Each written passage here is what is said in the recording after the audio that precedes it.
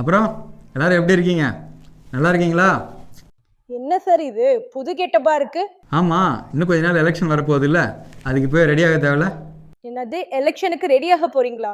எலெக்ஷனுக்கு ரெடி ஆகணும்னா ஃபர்ஸ்ட் நம்ம தொகுதியை பத்தி தெரிஞ்சிருக்கணுமே. நம்ம தொகுதியை பற்றி தெரிஞ்சுக்கிட்டு அதை பற்றி பேச தானே வந்திருக்கேன். அப்போ ஒரு முழியோட தான் இருக்கீங்க. சரி பேசுங்க கேட்போம். நம்ம தொகுதியில் மொத்த வாக்குச்சாவடி எண்ணிக்கை 36, மொத்த தெருக்களின் எண்ணிக்கை 196, மொத்த ரேஷன் கார்டு எண்ணிக்கை 13,000, மொத்த ஓட்டர்ஸோட எண்ணிக்கை 35,000. அதில் ஆண்கள் 20,000, பெண்கள் 15,000. Super sir.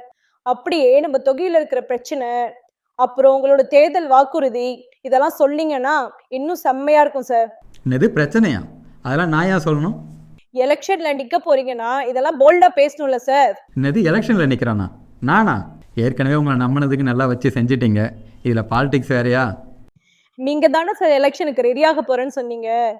நான் சொன்னது எலெக்ஷன் பேஸ் பண்ணி நாம் பண்ண ப்ராஜெக்ட்ஸை எம்எல்ஏ கேண்டிடேட்ஸ்க்கு எக்ஸ்பிளைன் பண்ணுறதுக்கு நான் ரெடி ஆகிட்டேன்னு சொன்னேன். அப்புறம் ஏதோ நம்ம தொகுதியை பத்தி தெரிஞ்சுக்கிட்டேன்னு சொன்னீங்க. நம்ம தொகுதின்றது நம்ம தொகுதிக்காக நம்ம பண்ண சாஃப்ட்வேரை தான் சொன்னேன். அது எதுக்கு? சொல்கிறேன்.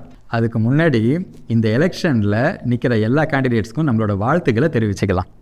வாழ்த்து சொன்னது போதும் சார், விஷயத்துக்கு வாங்க.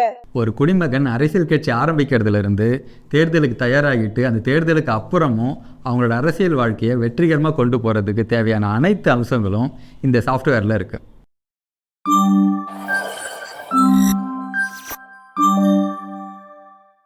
நன்றி நன்றி நன்றி. Super sir. அப்படியே அரசியல் தலைவர் பேசுற மாதிரியே இருக்கே.